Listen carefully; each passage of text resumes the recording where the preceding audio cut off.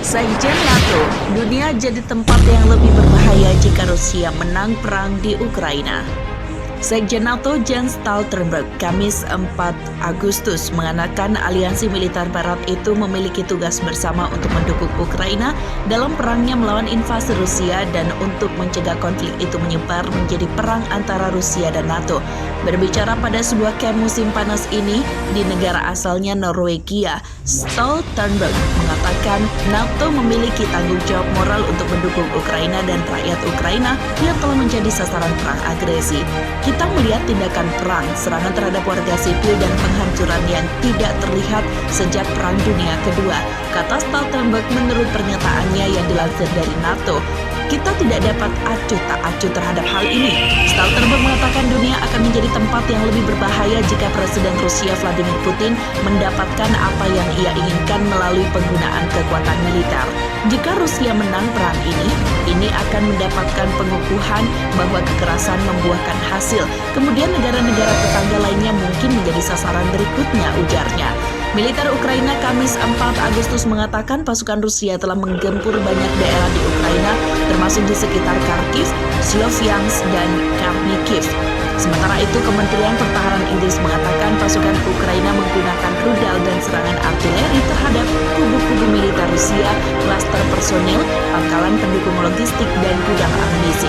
Menurut pernyataan kementerian itu, serangan-serangan semacam itu kemungkinan besar berdampak tinggi terhadap upaya Rusia untuk menambah pasokan dan mendukung pasukannya. Menteri-menteri luar negeri dari negara-negara anggota kelompok G7 mengeluarkan pernyataan hari Rabu malam 3 Agustus yang mengatakan mereka sedang mencari cara untuk mencegah Rusia mengambil keuntungan dari perang agresinya dan untuk membatasi kemampuan Rusia melancarkan perang.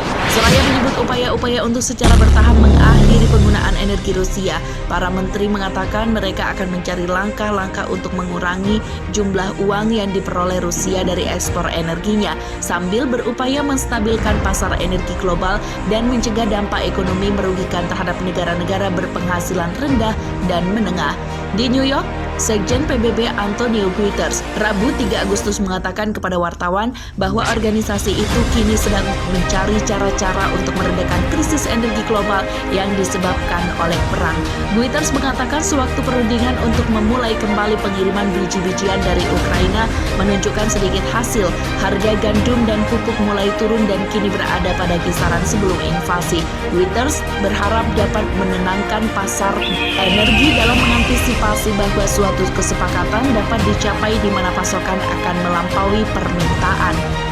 Pemimpin PBB itu mengkritik apa yang ia sebut sebagai keserakahan aneh perusahaan-perusahaan minyak dan gas yang keuntungannya sangat besar dengan adanya krisis energi.